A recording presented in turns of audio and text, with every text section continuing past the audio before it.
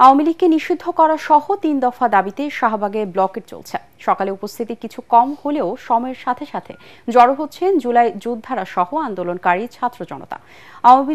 আওয়ামী বিরোধী নানা স্লোগানে তুলছেন তারা। শুক্রবার রাতে এনসিপির মুখ্য সংগঠক হাসনাত আবদুল্লাহ জানান, ৩ দফা দাবিতে বিকেল ৩টা থেকে শাহবাগে ছাত্র জনতার গণজমায়েত হবে। এছাড়া সারা দেশের জুলাই স্পটে ছাত্র জনতার গণ অবস্থান। ৩ দফা দাবি হচ্ছে আওয়ামী লীগকে সন্ত্রাসী সংগঠন ঘোষণা করে নিষিদ্ধ করা, আন্তর্জাতিক অপরাধ ট্রাইব্যুনাল আইনে আওয়ামী লীগের দলগত বিচারের বিধান যুক্ত করা এবং জুলাই ঘোষণাপত্র জারি করা। আমরা যে কারণে আমাদের শহীদ ভাইরা জীবন দিয়েছে, আমরা আন্দোলন করেছি, সেটা হলো সন্ত্রাসী সংগঠন হিসেবে বাংলাদেশ আওয়ামী লীগকে নিষিদ্ধ করা। কিন্তু আমরা দেখতে পাচ্ছি অন্তর্বর্তীকালীন সরকার বিপুল পরিমাণ জনসমর্থন নিয়ে ক্ষমতা গ্রহণ করার পরেও এখনো পর্যন্ত আওয়ামী লীগকে সন্ত্রাসী সংগঠন হিসেবে নিষিদ্ধ করতে ব্যর্থ হয়েছে। আমরা আশা করব সরকার পূর্ণ সমর্থন আমাদেরকে দিবেন, কারণ এই অভ্যুত্থানটা কিন্তু আমাদের সকলের ছিল। দর্শক, এই মুহূর্তে শাহবাগে রয়েছেন সহকর্মী আদ্দিন সজীব। আমরা সরাসরি চলে যাচ্ছি তার কাছে। আদ্দিন, শাহবাগ ব্লকেট থেকে ছাত্র জনতার আন্দোলন কেমন দেখছেন, কি বলছেন তারা, বিস্তারিত আমাদেরকে জানাবেন।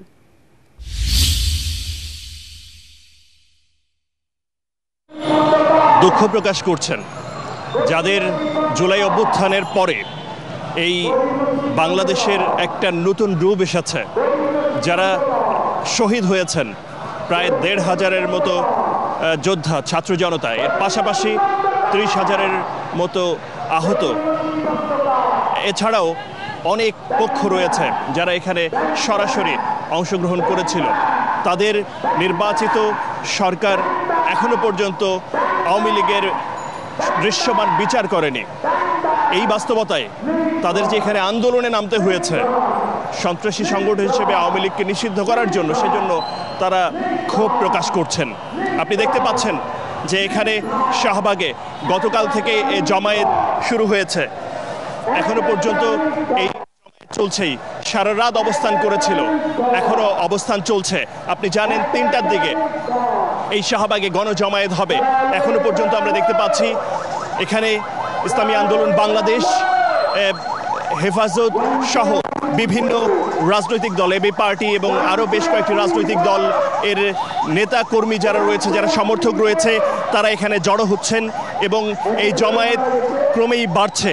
আপনারা জানেন যে ৩ দফা দাবি জানিয়েছে। সেই ৩ দফা দাবি ইতিমধ্যে আপনি বলেছেন সারা বাংলাদেশেও বিভিন্ন জুলাই অভ্যুত্থানের যে স্পট রয়েছে, যেখান থেকে আন্দোলন ত্বরান্বিত হয়েছে, সেসব জায়গায় গণজমায়েতের কথা বলা হচ্ছে। এখান থেকে তারা বলছেন যে যারা এখনো সচিবালয়ে বসে কিংবা নানা স্থানে বসে আওয়ামী লীগকে সেভ করার চেষ্টা করছেন কিংবা আওয়ামী লীগের চ্যাপ্টার রিওপেন করার চেষ্টা করছেন, তাদেরকে তারা হুঁশিয়ারি দিচ্ছেন, সতর্ক দিচ্ছেন। বাংলাদেশে যে হত্যাকাণ্ড হয়েছে জুলাই অভ্যুত্থানে, এবং এটার জন্য সরাসরি আওয়ামী লীগ সরকার শেখ হাসিনার সুনির্দিষ্ট বিচার এবং দৃষ্টান্তমূলক বিচারের পাশাপাশি তারা বলছেন যে কোনো অবস্থাতেই এখানে আর আওয়ামী লীগের রিওপেন করার কোনো সুযোগ নেই, অর্থাৎ আওয়ামী লীগের চ্যাপ্টার ওপেন করার কোনো সুযোগ নেই। যেসব রাজনৈতিক দল বা পক্ষ নানাভাবে বিভিন্ন মতামত দিচ্ছেন, তাদের প্রতি সম্মান জানিয়ে এখানকার যা ছাত্র জনতা রয়েছেন, তারা বলছেন যে ১৫-১৬ বছরে বিভিন্ন রাজনৈতিক দলের যে ত্যাগ, সেটা তারা জানেন এবং নানাভাবে তারা যে অবস্থান নিয়ে আজকে যে অবস্থান, গণ অবস্থান, এবং সবগুলো রাজনৈতিক দল যেভাবে এসছে, এভাবে করে সবগুলো পক্ষকে, সবগুলো রাজনৈতিক শক্তিকে, ফেসিবাদের বিরুদ্ধে যাদের অবস্থান, তাদের সবাইকে এই গণজমায়েতে ঐক্যবদ্ধ হওয়ার আহ্বান জানাচ্ছেন।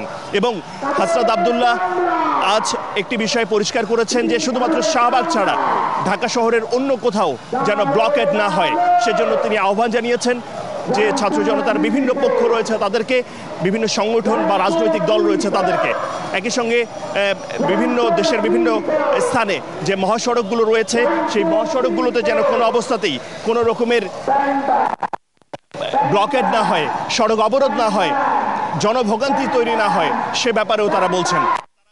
জানাচ্ছেন যে বাধ্য হয়ে সরকার বাধ্য করেছে, অন্তর্বর্তী সরকার তাদেরকে বাধ্য করেছে এই শহীদ কিংবা আহত, শহীদের পরিবার কিংবা আহতদের কান্না, আর্তনাদ কিংবা আওয়ামী লীগ নিষিদ্ধের যে দাবি সেটা অন্তর্বর্তী সরকারের কাছে পৌঁছায়নি এমন বক্তব্য তারা দিচ্ছে, যে কারণেই তারা বাধ্য হয়ে এই শাহবাগের ব্লকেট কর্মসূচি বা অবরোধ করছেন।